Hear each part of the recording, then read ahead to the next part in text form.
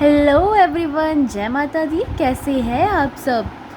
तो चलिए दोस्तों, आज मैं आप सबके लिए एक नया टॉपिक लेकर आई हूँ जिसका नाम है stream of consciousness. Stream of consciousness ये एक लिटरेरी टर्म है, लिटरेरी टेक्निक है जो कि आप लोगों ने बहुत बार सुनी होगी। जब भी आप लोगों ने लिटरेचर पढ़ा होगा, आपके स्कूल्स में आपको पढ़ाया जाता होगा और आप खुद भी जब पढ़ते होंगे तो आपके सामने एक टर्म आती है, स्ट्रीम ऑफ कॉन्शियसनेस। तो दोस्तों, आप सबको स्ट्रीम ऑफ कॉन्शियसनेस के बारे में पता होना चाहिए क्योंकि ये बहुत ही ज़्यादा इम्पॉर्टेंट है, बहुत ही ज़्यादा वाली ज़रूरी होती है ना जो। That's what I am saying, it's very important for our literature. So सबसे पहले तो हमें पता होना चाहिए कि स्ट्रीम ऑफ कॉन्शियसनेस एक लिटरेरी टेक्निक है जो कि दोस्तों देखने में तो बहुत इंटरेस्टिंग लगती है, इसके नाम से तो बहुत ज़्यादा इंटरेस्टिंग लगती है, लेकिन उतनी ही ज़्यादा कंफ्यूजिंग होती है। अब कंफ्यूजिंग क्यों होती है भाई? ये आप लोगों ने देखा होगा समटाइम्स, जैसे मैंने अभी हाल ही में मिसेस डैलोवे पढ़ा जो कि वर्जीनिया वुल्फ ने लिखा हुआ है। Mrs Dalloway by Virginia Woolf, जिसमें एक औरत होती है, एक लेडी होती है मिसेस डैलोवे नाम की। अब इस स्टोरी में जब आप इस स्टोरी को पढ़ेंगे आपको समझ नहीं आएगी कि ये स्टोरी क्या चल रही है। आप सब सोचोगे ये कैसा नावल है, मतलब बहुत बहुत ज़्यादा वियर्ड नावल है ये। किसी एक शख्स की स्टोरी बता रही होती है ना, उसकी स्टोरी बताते बताते ये किसी और की स्टोरी में पहुंच जाते जिसका कोई रिलेशन ही नहीं होता, उसके साथ कोई लिंक नहीं खाता, कोई मेल नहीं खाता, फिर भी हम एक टॉपिक से दूसरे टॉपिक पे पहुंच जाते हैं।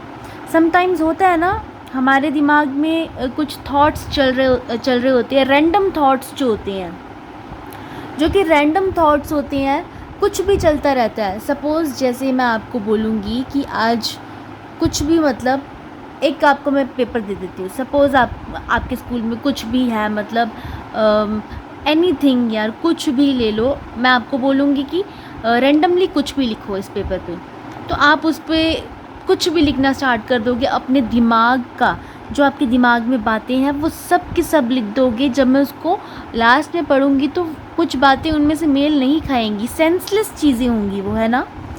That is stream of consciousness. Stream of consciousness क्या होता है?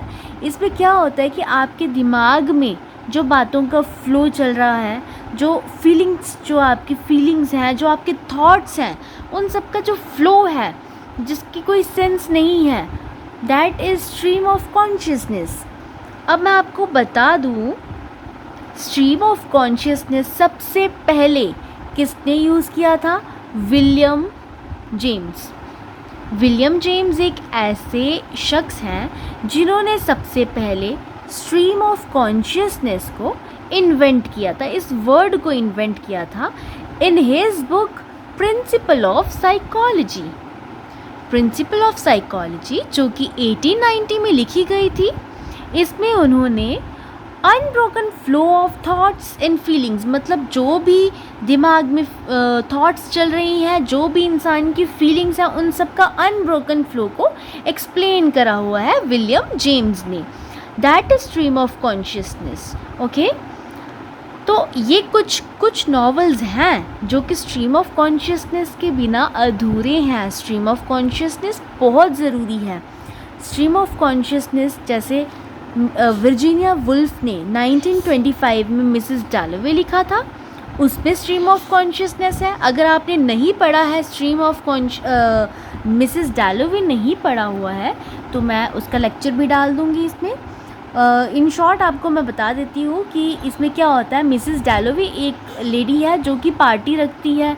एक जगह ये पार्टी कर रही हैं, एक जगह किसी और ही इंसान की इसमें बेतुकी बातें बता देती हैं कि भाई ऐसे ऐसे उसके साथ ये हुआ, और वो एंड में सुसाइड भी कर देता है। और फिर ये किसी तीसरे बंदे की स्टोरी ला देती है जिनका कोई मेल ही नहीं खाता है। मतलब राइटर ने, ये वर्जीनिया वुल्फ जो है, इन्होंने ये नावल जो है कैसे लिखा होगा? मैं तो ये सोच रही थी कि इन्होंने ये नावल कैसे लिखा होगा। इन्होंने एक पेपर पकड़ा होगा, पेपर पे अपने दिमाग में जितने भी थॉट्स थे वो सारे के सारे डाल दिए। मिसेस डैलोवे को पढ़कर ऐसा फील आता है।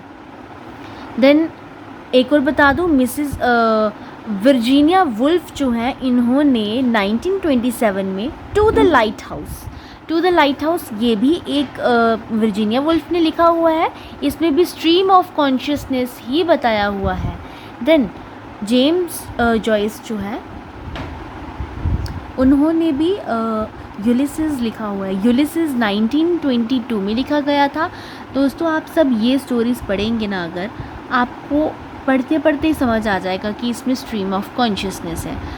आप लोगों को कुछ भी मतलब डिफ़िकल्ट नहीं लगेगा आप लोगों को समझना कि इसमें स्ट्रीम ऑफ कॉन्शियसनेस है भी कि नहीं। बहुत ही ईजिली आप लोग गेस कर सकते हैं। आप लोग जब भी किसी भी नॉवल को या स्टोरी को रीड करोगे तो जिसमें भी स्ट्रीम ऑफ कॉन्शियसनेस होगा ना, आप लोग सोचोगे इसको पढ़ने में क्या, लेकिन नहीं दोस्तों, ये बहुत ही ज़्यादा चैलेंजिंग टास्क बन जाता है हमारे लिए, क्योंकि समझ से परे होता है। देखने में इंटरेस्टिंग लगता है लेकिन बहुत ही ज़्यादा चैलेंजिंग है इसको पढ़ना। ओके, देन इसी के साथ मैं आपको बता दूँ एक और लिटरेरी टर्म है जिसको हम बोलते हैं इंटीरियर मोनोलॉग। इंटीरियर मोनोलॉग जो है ये एक ऐसी टर्म है, ये एक ऐसी नैरेटिव टर्म है जिसमें एक आदमी खुद से बातें करता है और पागल लगता है, लेकिन एक्चुअल में वो पागल नहीं है। उसको बोलते हैं इंटीरियर मोनोलॉग। ओके, जब मैं आपको बताऊं कि कुछ क्रिटिक्स ने इंटीरियर मोनोलॉग का यूज़ किया है अपने वर्क्स में, जैसे एक बहुत ही अच्छी एग्जांपल है, मैं आपको बताती हूँ। टी.एस. एलियट जो है इनकी एक बहुत ही अच्छा वर्क है, इनकी एक बुक है the love song of J. Alfred Prufrock. तो ये जो है इन्होंने लिखी हुई है, इसके अंदर इन्होंने इंटीरियर मोनोलॉग का यूज़ किया हुआ है जी। इसमें होता क्या है, एक आदमी होता है जो कि उधेड़ उम्र का एक आदमी है जो कि अपनी प्रेमिका से कुछ कहने जा रहा है, लेकिन वो सोचता रहता है बार बार कि मैं क्या बोलूँगा, कैसे बोलूँगा, मतलब वो खुद से ही बातें करने लग जाता है। तो ये सिचुएशन जो है, ये कंडीशन जो है, टी.एस. एलियट ने ये पूरी लिखी हुई है, बहुत ही अच्छे से एक्सप्लेन करके लिखी हुई है ये चीज़। तो दोस्तों इसको बोलते हैं हम इंटीरियर मोनोलॉग, और हमें पता होना चाहिए कि ये होता किस वजह से, किस रीज़न की वजह से ये होता है। तो जिस इंसान को स्ट्रेस होता है या फिर वो सोच में पड़ जाता है, ऐसे लोगों के साथ ये सिचुएशन होती है। इवन मैं खुद उनमें से एक हूँ, मैं खुद के साथ बात करती हूँ, लेकिन इसका मतलब ये नहीं होता कि वो इंसान पागल होता है। नहीं, ऐसे अक्सर लोग खुद के साथ बातचीत किया करते हैं और इसको हम पागलपन का नाम नहीं दे सकते हैं। तो यही था हमारा interior monologue and stream of consciousness आज का टॉपिक। तो मेरा टॉपिक आपको कैसा लगा, एक्सप्लेन करने का तरीका, मुझे प्लीज़ कमेंट करके ज़रूर बताइएगा। आगे भी मैं अच्छे ऐसे टॉपिक्स लेकर आती रहूँगी।